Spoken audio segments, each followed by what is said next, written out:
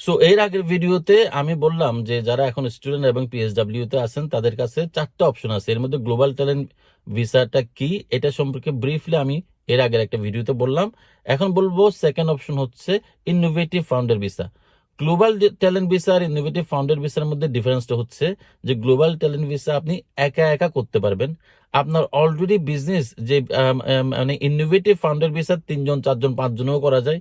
5 জনে মিলে আপনার একটা স্টার্ট আপ টেকনোলজি আপনি করলেন, একটা start up technology new concept আপনি দাঁড় করালেন, এবং এক একজন এক একটা, কেউ হয়তো অ্যাপ ডেভেলপার, কেউ ডিজিটাল মার্কেটিং, কেউ ফুল স্ট্যাক ডেভেলপার, কেউ ইউআই ইউএক্স ডেভেলপার, এরকম 4-5 জনের টিম মিলে একটা ইনোভেটিভ বিজনেস প্ল্যান আপনারা দাঁড় করালেন।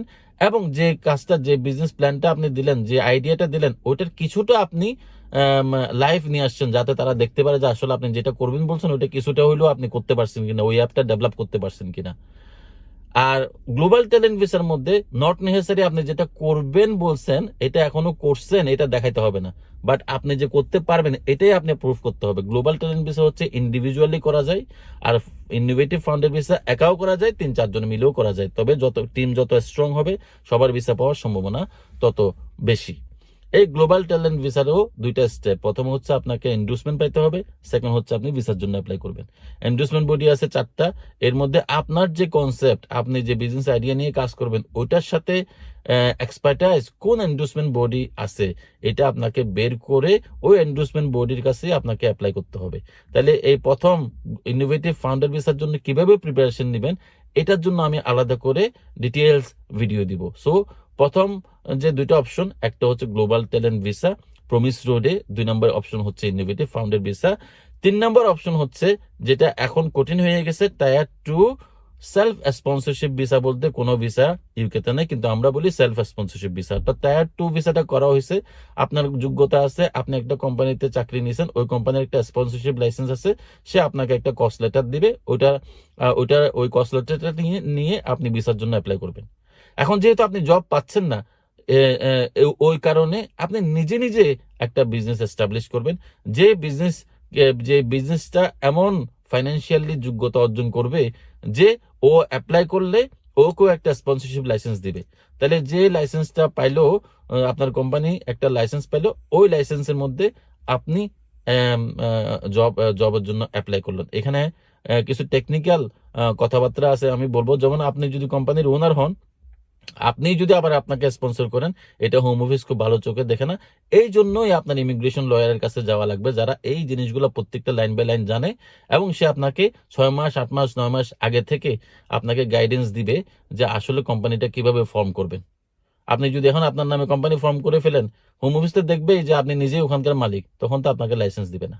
সো এখানে কিছু টেকনিক্যাল জিনিস আছে, এই জন্য আপনার ইমিগ্রেশন লয়ারের কাছে যেতে হবে।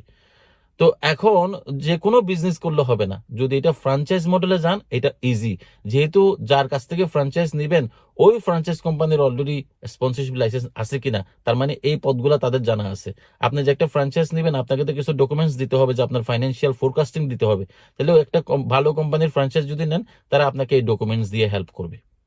সো ফ্র্যাঞ্চাইজ মানে tyre 2 self sponsorship franchise model হচ্ছে সবচেয়ে ভালো, যদি ফ্র্যাঞ্চাইজ কোম্পানিটা ভালো হয়। 4 নম্বর অপশন হচ্ছে যে tier 2 self sponsorship sole trader model.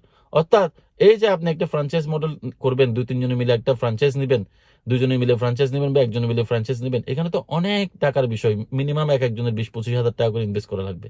এখন ধরুন আপনার কাছে টাকা নাই, কিন্তু আপনার কাছে এনার্জি আছে, আপনার কাছে স্কিল আছে, যোগ্যতা আছে, তখন আপনি কি করবেন?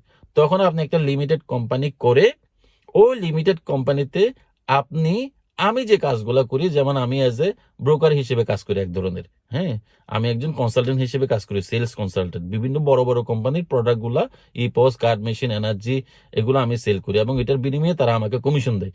আর আমার এক্সপার্টাইজ হচ্ছে আমি কাস্টমারের রিকোয়ারমেন্টটা বুঝে কাস্টমারকে সলিউশন দিই। যেমন আমি ইপোস করি 7 কোম্পানি থেকে, এনার্জি করি 27 কোম্পানি থেকে, ব্রডব্যান্ড করি 5 কোম্পানি থেকে। এখন এক একটা কোম্পানি এক একটা কোম্পানির এক একটা ভালো দিক, এক একটা খারাপ দিক। তো আমার যে কাস্টমার, বিজনেস কাস্টমার, তার জন্য কোনটা ভালো হবে এটা আমি ওই কাস্টমারের সাথে কনসালটেন্সি করে তার জন্য যে সাপ্লায়ার ভালো হবে আমি তার সাথে কানেকশন করে দিই। এখানে কাস্টমারের কোনো লস হয় না, কিন্তু ওই কাস্টমারটা আমি ওই সাপ্লায়ারকে দেওয়ার কারণে ওই সাপ্লায়ার আমাকে একটা কমিশন দেয়। ওই বিজনেসটা আমি এজেন্সি দিচ্ছি অনেক মানুষজনকে।